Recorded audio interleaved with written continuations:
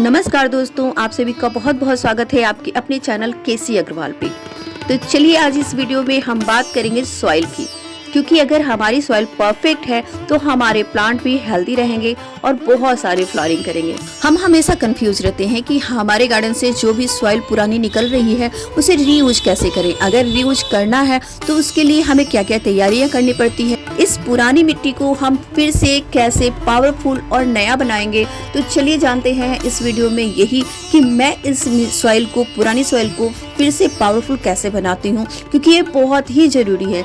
हम शहरों में रहते हैं और हमारे पास मिट्टी की कमी होती है, लेकिन हम जब गमलों में अपने प्लांट को उगाते हैं और जब भी प्लांट खराब होते हैं या फिर सीजन चेंज होता है तो हमारे बहुत सारे प्लांटर खाली होते हैं और उस सॉइल को हमें फिर से रीयूज करना होता है। तो कैसे रीयूज करना है, इसके लिए हमें क्या क्या करना है वो बताऊंगी मैं इस वीडियो में। वीडियो अच्छी लगे तो लाइक शेयर कमेंट जरूर करें। अगर मेरे चैनल पे नए हैं तो चैनल को सब्सक्राइब करके बेल आइकन जरूर प्रेस कर दे, ताकि जब भी कोई नई वीडियो डालूं तो आप तक नोटिफिकेशन सबसे पहले पहुंचे। जैसा कि आप देख रहे हैं कि हमारे गमले की मिट्टी बहुत ही आसानी से निकल जा रही है, क्योंकि हमारे गमले की मिट्टी बिल्कुल सॉफ्ट बनी है।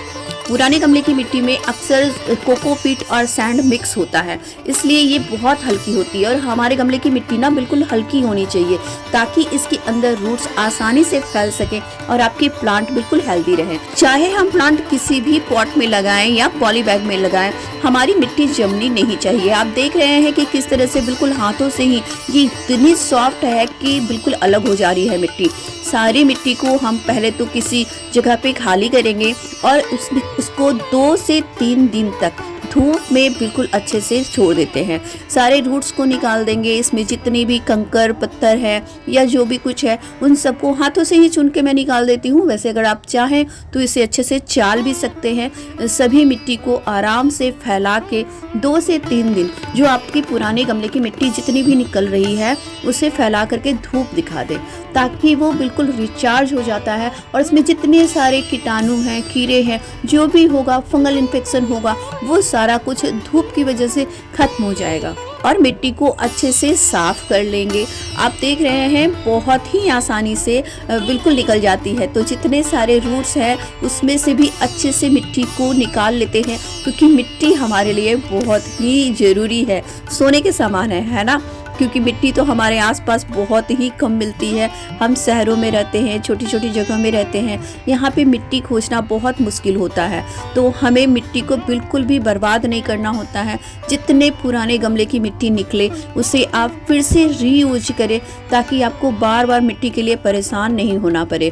जब अगर हम गार्डन से नया सॉइल ला रहे हैं जिसमें कि कोकोपीट और सैंड नहीं मिक्स है, तो आप ऐसा कर सकते हैं कि उसमें 1/4 कोकोपीट और 1/4 सैंड मिक्स कर सकते हैं। बस उसके बाद उसमें क्या कुछ और मिलाना है वो मैं आपको दिखाऊंगी। सारे प्लांटर जितने गमले खाली होते हैं उसे भी आप धूप में रख दें, अगर पॉसिबिलिटी है तो उसे धो दें तो और भी अच्छा हो जाता है। तो चलिए बनाते हैं अब हम इस मिट्टी को बिल्कुल पावरफुल और उपजाऊ। तो इस मिट्टी को पहले हमने 3 दिनों तक अच्छे से धूप में सुखा लिया है। उसके बाद इसमें से जितने कंकर पत्थर है, जितने रूट्स हैं, उन सबको भी अलग कर लिया है। हाथों से ही किया है। अगर आपको अच्छा लगे तो आप जल्दी से भी चल सकते हैं। और अब मैं निकाल रही हूँ इसमें से वर्मी कंपोस्ट। ये 5 किलो का बोरी आता है, जिसमें कि वर्मी कंपोस्ट बहुत ही अच्छी क्वालिटी की मिलती है। ये मैं लाती हूँ जहाँ से हमें सीड्स वगैरह मिलते हैं, वहीं से मैं इसे लेकर के आती हूँ। इसकी क्वालिटी अच्छी चेक करने के लिए आप इसे देख सकते हैं कि हल्की सी मॉइस्ट होती है और अच्छी सी डार्क कलर की होती है। जितनी आपने मिट्टी ली है उसकी चौथाई, यानी कि 4 गमले अगर आपने सॉइल लिया है तो 1 गमला इसमें हम मिलाएंगे वर्मी कंपोस्ट। अगर आपके पास वर्मी कंपोस्ट नहीं है तो निराश होने की ज़रूरत नहीं है। आप काउ डंक मैन्योर यानी काउ डंक फर्टिलाइज़र भी आप मिला सकते हैं। अगर उसे आपने घर में खुद से तैयार किया है तो उससे ज़्यादा अच्छा कुछ भी नहीं हो सकता है। इसमें सब कुछ होता है जितना कुछ आपके प्लांट्स को चाहिए, लेकिन इसके बाद भी हम बहुत सारी कुछ मिलाते हैं, क्योंकि हमें चाहिए ढेर सारे फ्लावर, तो इसमें और भी कुछ हमें मिलाना पड़ेगा। ये है नीम खली, जो कि आसानी से आपको मिल जाएगा, ऑनलाइन भी मिलते हैं और अगर आप आसपास की नर्सरी में ढूंढेंगे तो वहाँ भी मिल जाएगा। ये हम इसमें 4 गमले के लिए 2 मुट्ठी नीम खली मिला रहे हैं। ठीक है। 2 मुट्ठी नीम खली बहुत है, ये आपके प्लांट को प्रोटेक्शन तो देगी, सॉइल को अच्छे से प्रोटेक्शन देगी, फंगस से बचाएगी, साथ में इसमें बहुत सारे ऐसे न्यूट्रिशंस होते हैं जो प्लांट को हेल्दी भी करता है। अब आती है बारी फ्लावरिंग की, कि हमें फ्लावर को बहुत अच्छा पाना है, तो मिलाएंगे इसमें लाल पोटास। मैं अक्सर रेड पोटास का यूज करती हूँ, जिससे कि हमारे प्लांट की फ्लावरिंग बहुत अच्छी होती है। तो इसमें हम 2 मुट्ठी रेड पोटास भी मिला रहे हैं, जितना कि हमने मिलाया था नीम खली उतनी ही हमने डाली है रेड पोटास। और इसमें मिला रहे हैं इप्सम सॉल्ट। सारे हमारे गार्डनर जानते हैं इप्सम सॉल्ट के क्या फ़ायदे हैं। ये हमारे प्लांट को ग्रीनरी प्रोवाइड करता है, साथ में प्रकाश संश्लेषण को बढ़ाता है, ताकि पत्तियां और प्लांट हेल्दी रहें।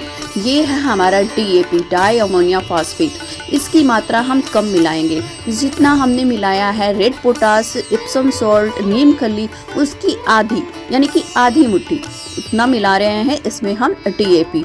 DAP रूट्स पे बहुत अच्छा वर्क करता है, रूट्स हेल्दी रहेंगे तो प्लांट भी हेल्दी रहेगा। ये है सिंगल सुपर फॉस्फेट यानी कि SSP। इसे सिंपल हम SSP के नाम से ही ज़्यादातर जानते हैं। अगर आपके पास SSP नहीं है तो इसकी जगह बोन मील मिलाया जाता है, जो कि फ्लावरिंग के लिए बहुत अच्छा वर्क करता है। लेकिन मैं ठहरी वेजिटेरियन, तो बोन मिल तो मिलाऊंगी नहीं, तो हमने इसमें SSP मिला देनी है। ये भी हम उसी तरह से 2 मुट्ठी मिलाते हैं। बस नॉर्मली हल्का सा अगर 19-20 होता है तो ऐसा कुछ नहीं है कि सॉइल आपकी ख़राब हो जाएगी। बस मैं इसी तरह से अंदाज से ही मिलाती हूँ। 4 गमलों के लिए ये मिट्टी हमारी तैयार हो रही है, जो कि 6 से 8 इंच के गमले होंगे। आपने देखा था हमने जो खाली किया था। प्लांट को एक्स्ट्रा प्रोटेक्शन देना है, हमें सॉइल को बिल्कुल ऐसे रखना है जिसमें कोई फंगल इन्फेक्शन ना हो, क्योंकि अगर रूट्स में फंगल इन्फेक्शन होता है तो प्लांट सबसे जल्दी खराब होता है। तो रूट्स को अच्छे से प्रोटेक्शन देने के लिए फंगिसाइड का यूज करना बहुत ज़रूरी है। हमारे सारे गार्डनर के लिए ये होना उनके पास बहुत ही अनिवार्य है।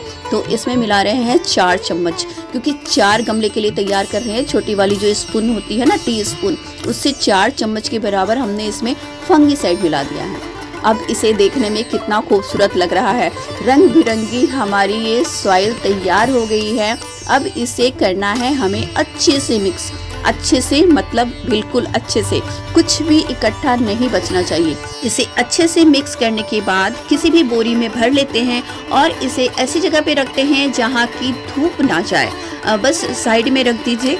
हमने इस वीडियो में वही दिखाया है जो हम अक्सर अपने सॉइल को तैयार करने के लिए मेथड यूज करते हैं। तो बस इस तरह से आप सॉइल को तैयार करके रखें, ताकि प्लांट लगाना आपके लिए बहुत ही इजी हो जाए। और ये फ्लावरिंग प्लांट के लिए है, खास करके विंटर फ्लावरिंग प्लांट के लिए ये सॉइल बहुत ही अच्छी होती है। तो आप एक बार इस तरह से सॉइल तैयार करके अपने प्लांट को लगाएं और फिर आके कमेंट बॉक्स में इसका रिजल्ट जरूर लिखिएगा। अगर वीडियो अच्छी लगी हो तो लाइक शेयर करना ना भूलें, और अगर हमारे चैनल पर नए हैं तो चैनल को जल्दी से सब्सक्राइब करके बेल आइकन जरूर प्रेस कर दें, क्योंकि इस तरह से बहुत ही इम्पोर्टेंट गार्डनिंग के टिप्स लेके मैं अक्सर आती रहती हूँ। तो चलिए फिर मिलते हैं किसी नए वीडियो पे नए टॉपिक के साथ, और एंजॉय कीजिए इस सॉइल को और विंटर फ्लावरिंग को। Happy gardening. थैंक यू मेरा पूरा वीडियो देखने के लिए। धन्यवाद।